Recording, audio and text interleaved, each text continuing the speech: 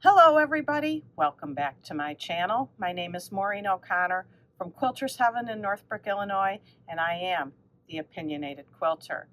Today's episode, number 160, is Fix Problems When They're Small. Don't wait until they multiply and it's a monumental task to fix. But first, I want to thank Katrina J. from Indy for coming in the shop and introducing herself to me. She also shared a solution she had for a problem that I think is genius and I want to share with you.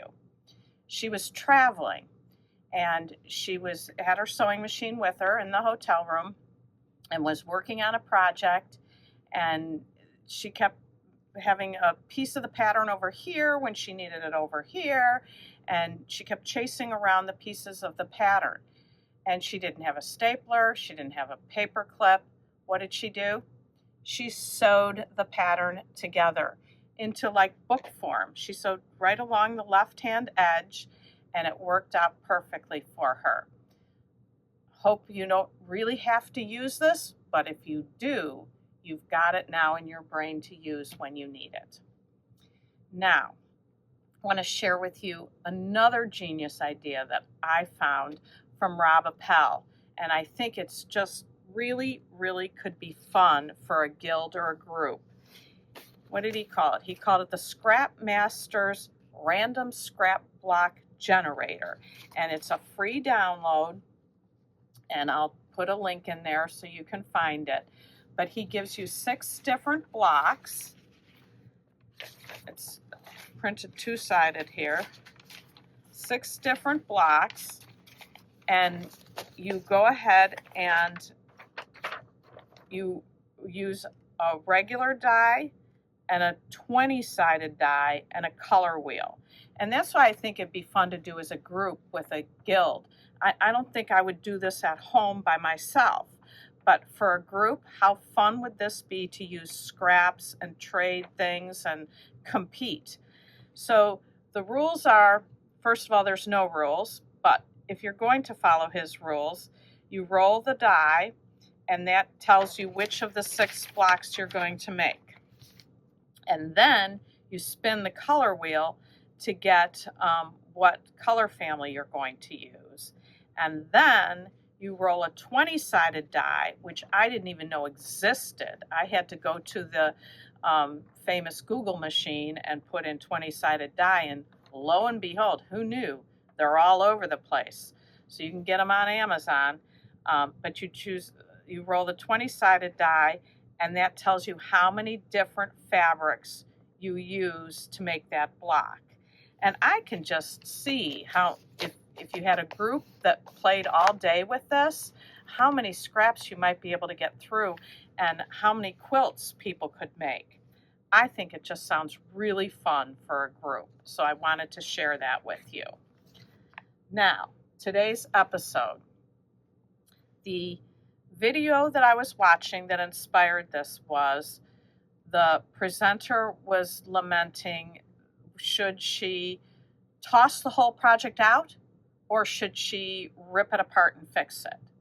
And what she was doing was 4 patches. Hence, I have behind me the 4-patch quilt that I used in my beginner series. And 4 patches to me are great for beginners because they are the easiest pieces to get a perfect match on. And that's a great place for a beginner to start. But a pro should have no problem putting together 4 patches and 4 patches and 4 patches. And that's what this presenter was doing. She was making 4 patches and making them into 16 patches and then putting them together to make a curtain. And she said, some of my pieces were off by a 1/2 inch. She showed some that were off just by a little, and those were okay with her. And that's a real personal decision for all of you. If it's close enough for you, great. If it's not close enough for you, we rip and fix. So I'm going to focus down on the cutting mat where I have some 4 patches that I'd like to show you. Here are some 4 patches I prepared to show you. And in this one, this meets absolutely perfectly. I'm totally 100% happy with this. If we move over to this one, it's off a little bit. And you can see that this extends out a little here. If this met here, these would be even as well. And to me, I would rip that. This happened over here, and while generally when I piece 4 patches, I do not pin, because I make it so that the seam goes up and the feed dogs push the fabrics together. When I'm fixing an issue, I then will pin. So to me, I would rip this and re-sew it if I was using it in a project, and I would then pin and then re-sew. Now, one of the things the presenter said was, when she was having things that were off, she said, well, maybe the pieces weren't cut right first. And if you've watched this channel for any length of time, that's what I always say is you have to have accurate cutting, accurate 1/4 inch seam allowance, and good pressing, and everything will meet. So if I put together a piece like this here, and I see that, and I see this at the bottom, I say, I don't know that these pieces are the right size. And I would probably get a ruler and measure and see what's wrong. And this piece down here was actually cut too big. So I would fix that now before I even got to the sewing machine. If your piece is cut too small, then you need to replace it with one that's big enough. Now, when you're putting the 4 patches together, to be a 1/2 inch off is like, in my head, like impossible, because I take my pieces and I match them all up. Here's the bottom piece and the top piece, and I lay them together, and everything is meeting. I pin, especially because you've got more than one. When it's only one, I don't always pin, but I've got 3 intersections here. There's no way that this can possibly be a 1/2 inch off. And if it is, you stop, measure, figure it out. Why is it not meeting right? There's something clearly wrong, and it's either cutting or seam allowance. So I'm going to stop here for a second. I am going to go to the sewing machine and sew this up, and then take the pins out and show you, and we'll see how good I did. So here's the sewn piece, and they all meet beautifully. And that's what you want. And the only thing you have to be careful on this as you add it to the next 4 patch is check your pressing and make sure that the next piece is pressed in the opposite direction, and then everything will meet up beautifully. So the moral of the story is, fix problems before they become huge. I was very happy that this presenter decided to take it apart and fix it. But she couldn't face it right now. She said she's going to have to put it away for a few weeks and then come back to it, which makes sense to me.